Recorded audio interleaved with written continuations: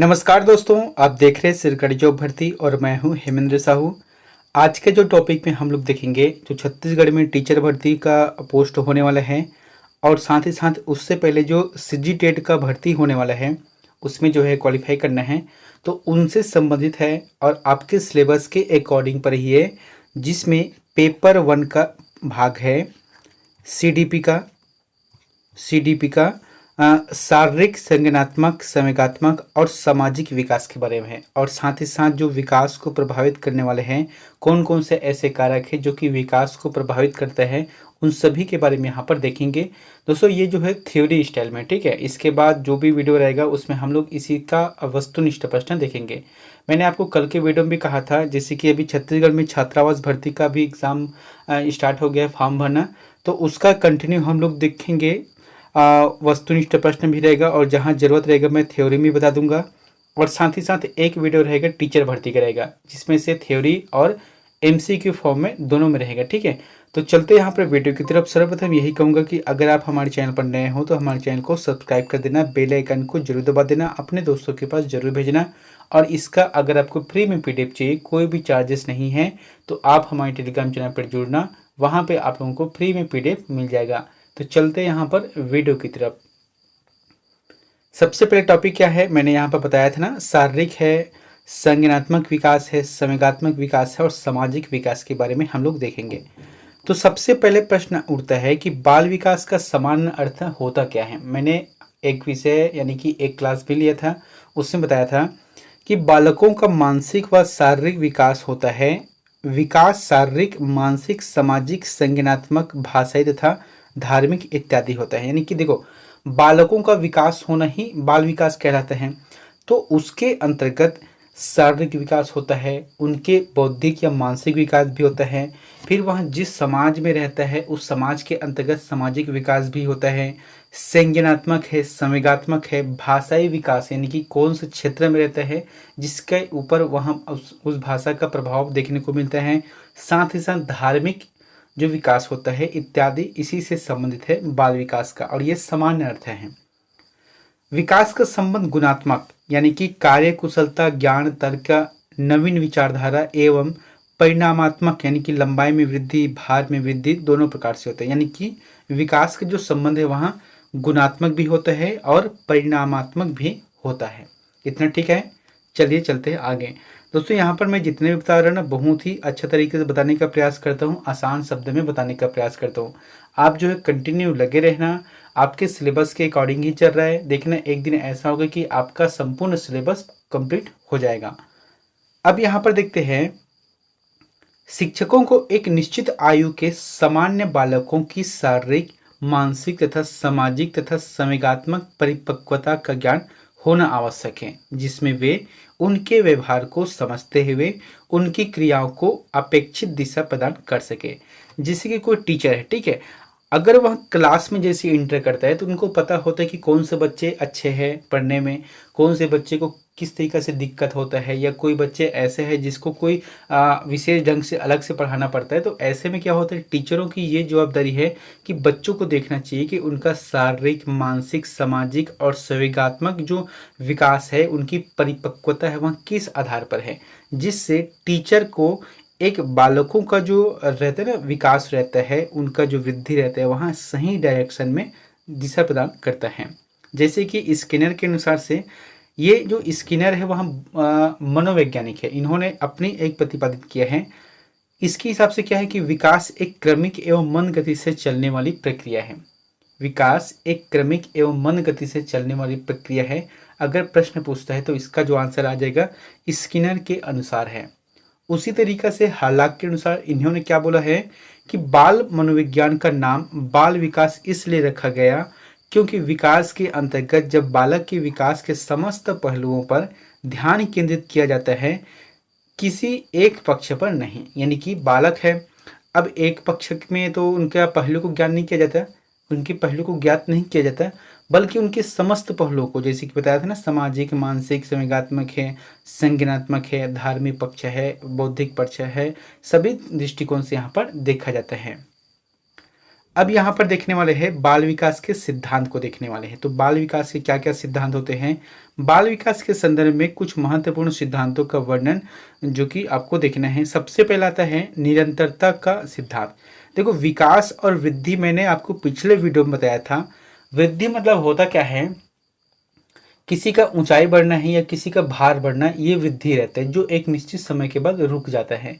लेकिन विकास जन्म से लेकर मृत्यु तक से चलने वाली जो क्रमिक क्रिया को विकास कहते हैं, और वह मंद गति से चलता है। जैसे कि यहाँ पर स्किनर ने कहा था ना, स्किनर ने क्या बोला था कि विकास एक क्रमिक एवं मंद गति से चलने वाली प्रक्रिया है।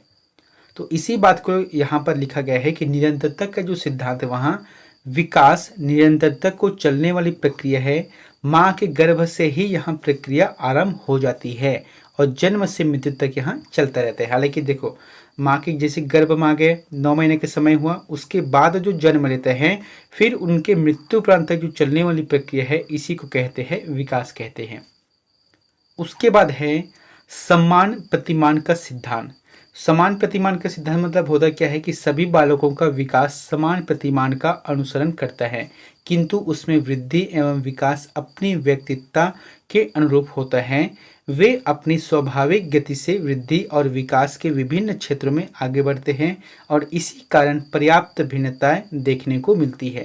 देखो, होता क्या है, कहते हैं ना कि हम इंसानों में एक ही प्रकार के गुण होता है। किसी भी चीज़ को समझने और सुनने की क्षमता होता है, याद करने की क्षमता है, बशर्ते वो व्यक्ति किस तरीक़े से उस चीज़ को समझता है, कितना ग्रहण करने की क्षमता है, या कोई कितना भूलने की जो क्षमता है, वो उनके ऊपर डिपेंड करता है। तो यही बात को यहाँ पर बोला गया है। समान प्रतिमान का जो सिद्धांत है, वहाँ इसी बात को इंगित करता है। ठीक है, तीसरा पॉइंट देखते हैं, विकास की क्रम एकरूपता, यानी कि विकास की गति एक जैसी ना होने तथा पर्याप्त व्यक्तित्व अंतर पाए जाने पर भी विकास क्रम में कुछ एकरूपता के दर्शन होते हैं। तो यहाँ पर तीसरा पॉइंट में है विकास क्रम की एकरूपता है। चौथा पॉइंट में क्या है, वृद्धि एवं विकास की गति दर एक सी नहीं रहती। दोस्तों, आप लोग जो बुक मतलब जो पढ़ते हो ना, उसमें से आप देखना कि जो टॉपिक है, जो सिलेबस है, उसी के अकॉर्डिंग पढ़ना, क्योंकि बहुत से ऐसे बुक है जिसमें आपको देखने को मिलेगा अतिरिक्त जानकारी जो आपके सिलेबस में नहीं है, उसमें भी अलग अलग दिए रहते हैं। तो आप ना अपने सिलेबस को पहले देखना, फिर उसी से संबंधित अपने बुक में जाके देखना कि इनके बारे में क्या बोला गया है, तब जाके पढ़ना। क्योंकि मैं देखा हूँ ना कि कई ऐसे टॉपिक है जो कि अत्यधिक मात्रा में दिया गया है। यहाँ पर चौथा पॉइंट क्या है कि वृद्धि एवं विकास की गति दर एक सी नहीं रहती। मैंने बताया था शुरू से कि विकास की प्रक्रिया जीवन पर्यंत तक चलती है, यानी कि मृत्यु प्रांत तक से चलती रहती है, किंतु प्रक्रिया में यानी कि जो वृद्धि रहता है, इसमें हमेशा एक जैसे नहीं होती। शैशव अवस्था और प्रौढ़ावस्था तक भिन्न रहता है। जैसे कि बालकों का जैसे कि ऊंचाई बढ़ता है, पहले बाल्यकाल अवस्था रहता है, शैशव अवस्था का कार्य रहता है, उसमें ठीक रहते हैं। जैसे वहाँ युवावस्था में आया, उनका शरीर का जो ढांचा है, उनका जो यौवनपन है, वहाँ बढ़ने लगता है। लेकिन एक निश्चित अवस्था के बाद, युवावस्था के जाने के बाद, वहाँ ऐसा चीज़ देखने को नहीं मिलता, क्योंकि जो भी होता है वह किशोरावस्था तक ही रहते हैं, है ना। तो उसके बाद यहाँ चेंजेस देखने को मिलता है। तो यहाँ पर क्या बोला गया है, वृद्धि और विकास की गति एक दर यानी कि दर एक सी नहीं होती, क्योंकि ये अलग अलग होता है। पांचवें पॉइंट में क्या है, विकास सामान्य से विशेष की ओर चलता है।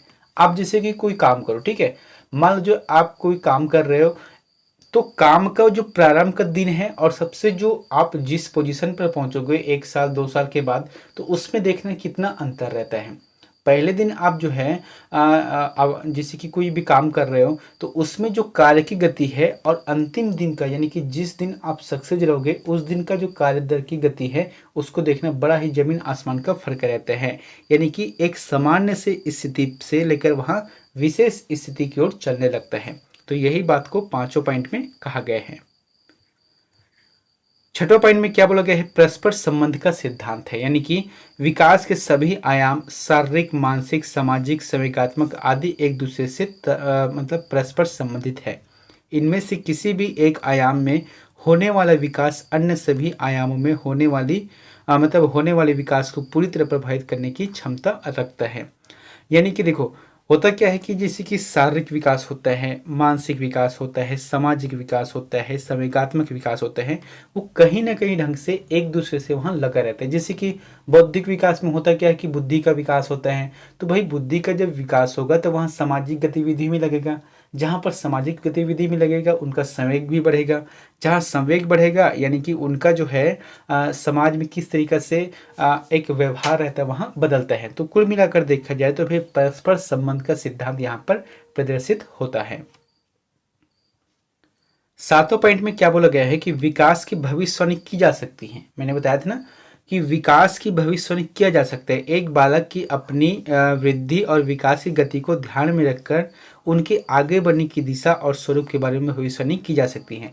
जैसे कि होता है ना अपने घरों में, जैसे कि कोई बालक है, अब उस बालक को हम देखते हैं कि उनका पढ़ाई लिखाई में उतना मन नहीं रहता है, वह हमेशा इधर उधर की बातें करता है, घूमता फिरता है, तो हम लोग क्या बोलते हैं उनको कि ये जो है कल के डेट में जाकर यह नौकरी प्राप्त नहीं करेगा या अच्छा से इंसान नहीं करेगा, हमेशा मेहनत वाले काम करेगा। लेकिन वही घर में अगर कोई बालक ऐसा रहता है जिनका दिमाग जो है जिनका आईक्यू लेवल बहुत ही अच्छा रहता है, पढ़ने में होशियार रहता है, तो स्वाभाविक रूप से घर के व्यक्ति ये बोलते हैं कि यह बहुत ही आगे जाएगा। तो ये क्या है, भविष्यवाणी होता है कि उनके जो व्यवहार रहते हैं, उनके जो विकास की प्रक्रिया रहते हैं, उन पर एक भविष्यवाणी की जा सकती है। 8वां नंबर के पॉइंट में क्या बोला गया है, विकास की दिशा का सिद्धांत, यानी कि विकास की प्रक्रिया पूर्ण निश्चित दिशा में आगे बढ़ती है। विकास की प्रक्रिया की यह दिशा के वंशानुगत एवं वातावरणजन्य कारकों से प्रभावित होता है। तो दोस्तों यहाँ पर मैंने आपको बता दिया है विकास के बारे में, यानी कि विकास, बाल विकास के सिद्धांतों के बारे में। अब देख लेते हैं यहाँ पर सामाजिक विकास। सामाजिक विकास होता क्या है, एक एक पॉइंट को समझना, बहुत ही छोटे छोटे शब्द मैंने लिखा है। सामाजिक विकास सीखने की वह प्रक्रिया है जो समूह के स्तर परस्पर मतलब परंपराओं तथा रीति रिवाजों के अनुकूल अपने आप को ढालने तथा एकता, मेल जोल और पारस्परिक सहयोग की भावना भरने में सहायक होती है। यानी कि आप जिस समाज में रहते हो या जिस समुदाय में रहते हो, उस स्तर पर आपके जो परस्पर जो भी रीति रिवाज रहता है, चाहे वह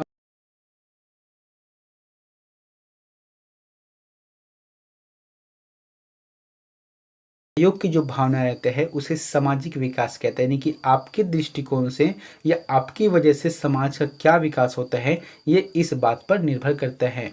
दूसरा क्या है, संवेगात्मक विकास, यानी कि जैसे कि आप देखना संवेग व्यक्ति के आवेश को प्रदर्शित करते हैं, जैसे कि भय है, क्रोध है, घृणा, वात्सल्य, करुणा, आश्चर्य इत्यादि। जैसे कि आप देखना छोटा सा बालक है, अब छोटे से बालक को ना उसमें मतलब किंचित मात्र भी उसमें ना भय है, ना क्रोध है, ना घृणा है, ना वात्सल्य है, तो क्या रहते हैं, जो आप उनके सामने करोगे बच्चे वैसे ही रिएक्ट करता है। जैसे कि छोटा सा बच्चा है, अब उसे हम लोग डराते हैं कि यहाँ पर भूत है, तो उनको थोड़ी ना पता है कि भूत होता क्या है, कैसे होता है।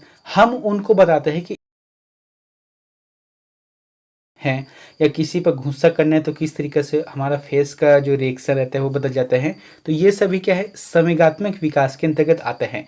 अगर कोई बालक घृणा कर रहा है, तो अगर कोई वात्सल्य कर रहा है तो उनका जो हाव भाव बदल जाता है, या कोई करुणा कर रहा है तो उनका हाव भाव बदल जाता है। तो इस तरीके से जितने भी विकास होता है ना, उनके संवेगात्मक विकास के अंतर्गत यहाँ देखने को मिलता है। शारीरिक विकास, तो शारीरिक विकास में होता है क्या है, व्यक्ति के जो शारीरिक विकास में उनके शरीर के बाह्य और आंतरिक अवयवों का विकास शामिल होता है। जैसे कि पैदा होने से लेकर युवावस्था तक शरीर का वजन और लंबाई बढ़ती है। जैसे कि छोटा सा बच्चा है और एक बुजुर्ग है, तो दोनों के बीच का अंतर को आप देखना। एक छोटा सा बच्चा रहता है और एक बड़ा सा बुजुर्ग रहता है, इन दोनों में जो है इनके आयु के साथ साथ इनका जो शारीरिक ढांचा रहता है, इनका वजन है या इनकी लंबाई है, जमीन आसमान का फर्क रहता है। तो ये क्या है, विकास हो रहा है ना, तो इनका एक तो बाह्य कारण भी होता है, एक आंतरिक कारण भी होता है। तो दोनों रूप से देखा जाए तो फिर यहाँ शारीरिक विकास होता है, क्योंकि शरीर का विकास हो रहा है। फिर आता है नैतिक विकास। तो नैतिक विकास के अंतर्गत देखने को मिलता है बच्चों में मूल्यों का विकास एवं नैतिक संकल्पना की भावना जागृत करना होता है। नैतिक संकल्पना के अंतर्गत बच्चों में ईमानदारी, सत्यनिष्ठा, निश्चलता की ओर भावना विकसित करना होता है।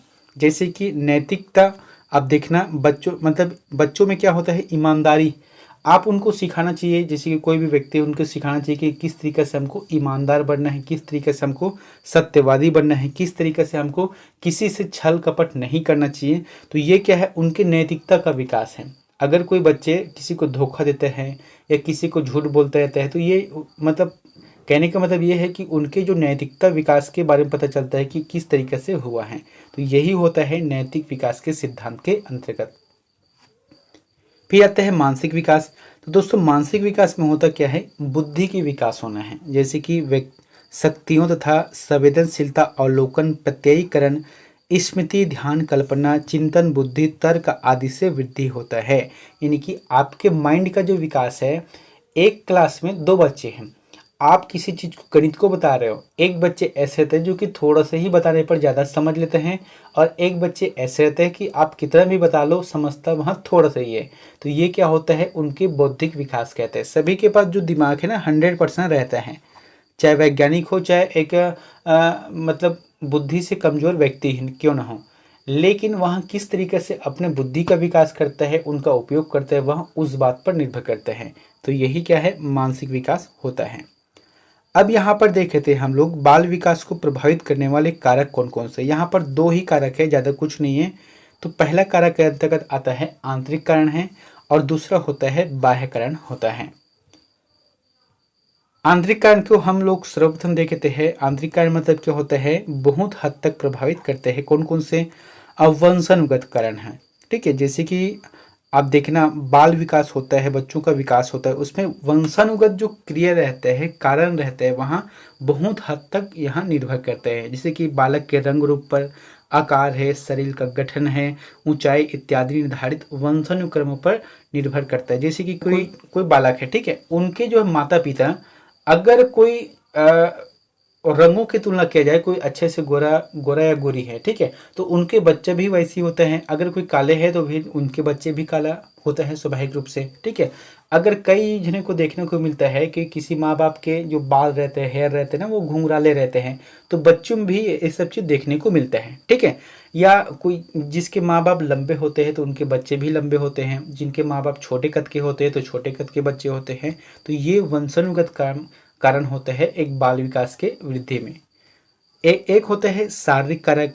जो बालक जन्म से ही दुबले पतले, कमजोर, बीमार तथा अन्य शारीरिक समस्या से पीड़ित रहते हैं, उनकी तुलना में सामान्य तथा स्वस्थ बच्चे का विकास अधिक होना स्वाभाविक ही है। कहने का मतलब ये है कि जो बच्चे जन्म से ही उनमें कुछ न कुछ बीमारी रहता है, सर्दी खांसी जुकाम है, या कोई दुबला पतला, कई होता है ना, जितना भी खाना खा ले कोई फर्क नहीं पड़ता, वहाँ दुबले पतले ही रहेगा।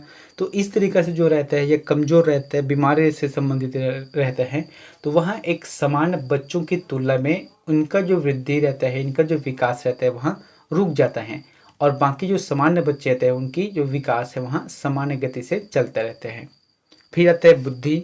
बुद्धि को अधिगम की योग्यता, समायोजन योग्यता, निर्णय लेने की क्षमता इत्यादि के रूप में परिभाषित किया जाता है। जो बालक प्रखर बुद्धि की होती है, उनका मानसिक विकास भी तीव्र गति से होता है। प्रखर मतलब क्या होता है, तेज बुद्धि का, यानी कि जो बालक तेज बुद्धि का रहते हैं ना, तो उनका जो विकास भी वहाँ तीव्र गति से होता है। जड़ बुद्धि के बालकों का विकास उतना ढंग से नहीं हो पाता, इसलिए वहाँ पढ़ाई लिखाई में कमजोर रहता है। कोई भी कार्यक्रम करता है तो वहाँ उतना अच्छे ढंग से नहीं कर पाता जितना सामान्य बच्चे करते हैं। तो यहाँ पर बुद्धि का भी प्रभाव देखने को मिलता है, जो कि एक कारक होता है। और इसी में आता है एक संवेगात्मक कारण। तो संवेगात्मक कारण के अंतर्गत क्या होता है कि बालक के जिस प्रकार से संवेग या भावों का विकास होता है, उसमें सामाजिक मानसिक, नैतिक, शारीरिक तथा भाषा संबंधी विकास को पूरी तरह से प्रभावित करने में क्षमता रखता है। संवेग मतलब बताया था बच्चों में क्या है, घृणा करना है, वात्सल्य करना है, करुणा करना है। तो यही जो है आपके सामाजिक स्तर पर, आपके मानसिक स्तर पर, आपके नैतिक स्तर पर और आपके शारीरिक या भाषा के विकास पर भी यहाँ प्रभावित करता है। आपके जो व्यवहार है, आपके जो सहयोग है वहाँ रहता है। फिर आता है सामाजिक प्रकृति। सामाजिक प्रकृति में क्या होता है कि बच्चा जितना अधिक सामाजिक रूप से संतुलित होगा, उसका प्रभाव उसके शारीरिक, मानसिक, संवेग, भौतिक तथा भाषा संबंधी विकास पर भी उतना ही अनुकूल पड़ेगा। एक बच्चा ऐसा होता है जो कि समाज से बिल्कुल दूर रहता है, एक वर्ग ऐसे थे जो कि समाज से ही जुड़ा रहते हैं, हमेशा समाज में उठना बैठना, चार लोगों के बीच में, या उनका जो है, या बुजुर्ग की बात करते हैं तो उसमें एक अलग रहता है, बोल चाल की भाषा उनके अलग रहता है, सोचने समझने की बुद्धि अलग रहती है। लेकिन एक ऐसा व्यक्ति या बच्चा या बुजुर्ग हम कह सकते हैं जो कि समाज से बिल्कुल दूर रहते हैं, वह जो है इतना विकास नहीं कर पाता जितना एक सामाजिक प्रवृत्ति के बच्चे के पास होता है। ये तो हो गया आंतरिक कारण। अब देखते हैं बाह्य कारण। तो बाह्य कारण की मतलब यहाँ पर क्या क्या है, इस चीज को देखते हैं। एक तो है गर्भावस्था के दौरान माता का स्वास्थ्य एवं परिवेश। जैसे कि बच्चे हैं, गर्भ में हैं, तो उनके जो बाह्य परिवेश यानी कि माता जो गर्भ में रहती है उनके स्वास्थ्य किस प्रकार है। अगर उनका स्वास्थ्य बार बार खराब होता है तो बच्चे में भी यहाँ प्रभाव देखने को मिलता है।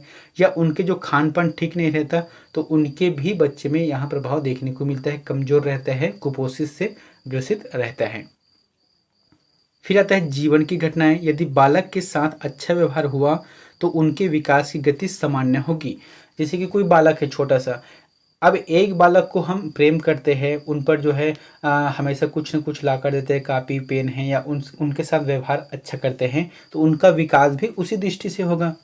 लेकिन एक ऐसा बच्चा जिसको आप हमेशा ताना मारते रहते हो, कुछ न कुछ बोलते रहते हो, वहाँ गधा है, वहाँ कुछ नहीं कर पाएगा, तो ऐसे में उस बच्चे का जो विकास है, उनका जो बौद्धिक विकास है वहाँ भी प्रभावित होने लगता है। तो ये क्या है, जीवन की घटनाएं हैं जो कि बाल विकास को प्रभावित करने के लिए भी प्रमुख कारण बनता है। फिर आते हैं भौतिक कारण। तो भौतिक कारण की मतलब क्या होता है कि बालक का जो जन्म है किस परिवेश में हुआ है, वह किस परिवेश में किन लोगों के साथ रह रहा है, इन सब का प्रभाव विकास पर पड़ता है।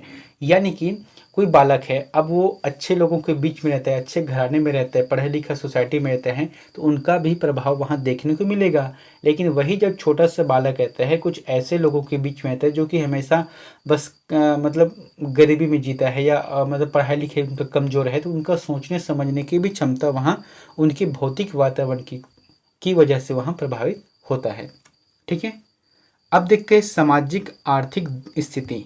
तो निर्धन परिवार के बच्चों को विकास में अधिक अवसर उपलब्ध नहीं होते, क्योंकि गरीब है, वहाँ कुछ कर नहीं पाएगा, हमेशा डिपेंड किस बात पर रहता है, सरकार कुछ करेगा तो फिर की बात है। लेकिन एक अच्छे घराने के लोग रहते हैं ना, तो वो क्या करते हैं, खुद से अपने लिए एक मार्ग बनाते हैं, खुद से क्या करते हैं, अपॉर्चुनिटी का जो निर्माण करते हैं, वहाँ आगे बढ़ने का कार्य करते हैं।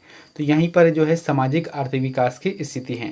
तो दोस्तों मैंने यहाँ पर जो है आपको बाल विकास के अंतर्गत जो प्रभावित करने वाले कारक है, साथ ही साथ शारीरिक, संज्ञानात्मक, संज्ञानात्मक, सामाजिक है, नैतिक है, बौद्धिक है, भाषाई, इन सभी का विकास मैंने आपको बता दिया है, जो कि काफ़ी इंपॉर्टेंट है। अब यहाँ पर आप लोगों के लिए एक होमवर्क है, तो जिसका आंसर में कमेंट बॉक्स पर जाकर जरूर बताएं। प्रश्न क्या बोला गया है, विकास का तात्पर्य है।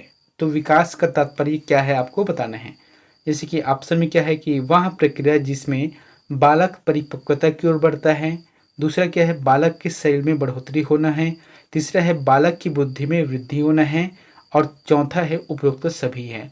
इन चारों में से ये आंसर सही बताना है कि विकास का तात्पर्य होता क्या है। ठीक है, तो फिर मिलते हैं नेक्स्ट वीडियो में एक नई जानकारी के साथ। Thank you.